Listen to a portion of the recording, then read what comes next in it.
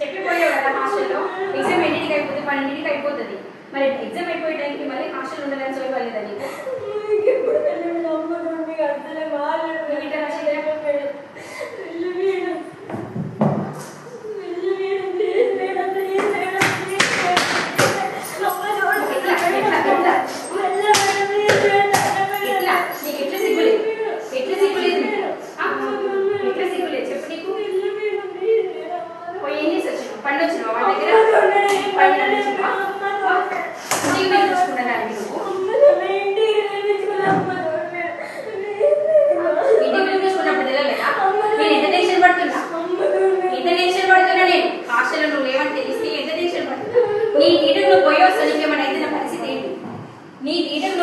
నా పరిస్థితి